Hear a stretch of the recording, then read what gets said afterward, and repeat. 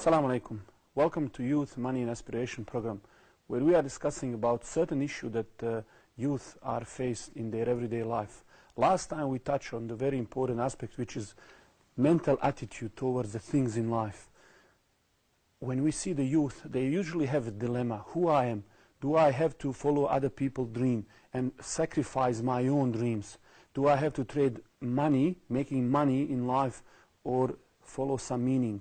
And this is what is causing sometimes paralysis, disconnect from yourself. Because if you don't want to sacrifice something, then you think that that will take you to the path where you will lose yourself and you will lose your dream. You will go to the life that is not your own.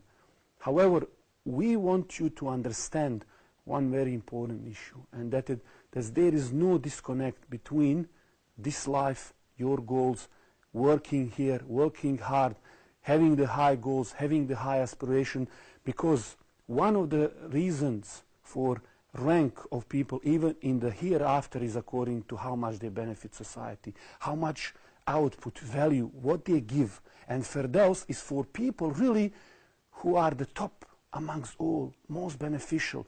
And we want from Muslim youth to have very high aspirations in this life and in the next life.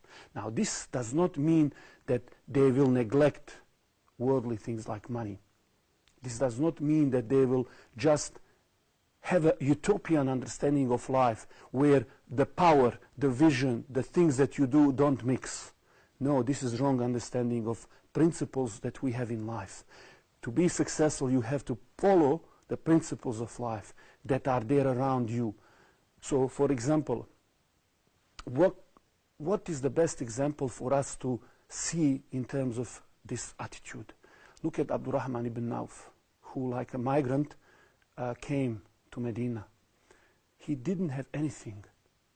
Yet, when he was offered woman for marriage and the money, he asked, as we all know, to show him the market. He said, may Allah bless you in your property and your wife, but for the person who was offering these things, he said, I want to know where the market is. Where is the place where Muslim trade, where the business is done? When you think about that narration, and it comes as one of the first narrations in a book of business transactions and in the Sahih Bukhari, it is very interesting to know that besides permissibility of engaging in business, we see that number one thing that we want to fix before we learn rules of trade and business is that attitude, that entrepreneurial attitude, that attitude that have high aspirations. You see, Abdurrahman came as a migrant.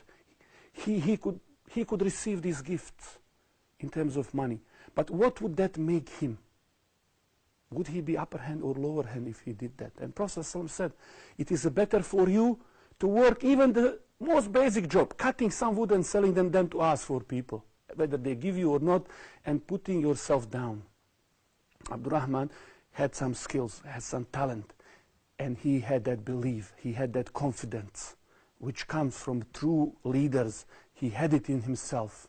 He did not want to humiliate himself and accept something, while at the same time he could do something about this. He went on the market, he became very successful, and few months after that, Prophet ﷺ felt some smell coming from him. And he asked him, what happened?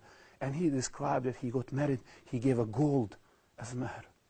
And this is an amazing story of a Muslim who came with nothing, but he had the skills, aspiration, and he made it. He made it because he was determined to use his skills. And this is what we want. When usually people discuss what is the number one thing that we need, whether it's for Islamic finance to grow or our community to become strong, I often say that you need Abdurrahman ibn Auf attitude. If you do not have that attitude, then learning these things, going through this, making the goals for yourself will be useless. If you do not have that attitude and you don't develop internally these skills. In fact, the next narration after that talks about Abu Huraira, who describing everyday life in Medina, where the Sahaba were busy in the market, and we see Umar working one day and studying the next day. So we see that even during the time of the Prophet ﷺ, the best men on earth, the companions were working, they were busy, they were not lazy. In fact, if you are a young man and a woman, and you have skills, abilities, knowledge, and you're not utilizing these things, yet you putting yourself down and you asking for other people to solve your problem, whether it's to give you money to live, even if it is your parents, whether it's other media to solve your problem, or other society infrastructure or organization to help you solve your problem that you should be working on, then what you in fact are doing is begging from other people. And this takes away, as we know, part of your dignity and part of your honor. But instead, what you should be thinking is, how do I establish myself as upper hand? How do I become that upper hand that is giving hand, that is really developing the knowledge and the skill and capacity to change? After all, you Muslims, you want to be Khalifa on the earth. You want to manage affairs. You want to give the world the best. How can you do that unless you internally managing yourself and those around you, and you discharge your obligation first, and you learn from this, and you progress this to the next phase, where you really inspire the world. You take leadership seriously. You develop that mentality that is really showing what Muslims should be. And inshallah, we are going to continue this talk in our next episode. Assalamu alaikum.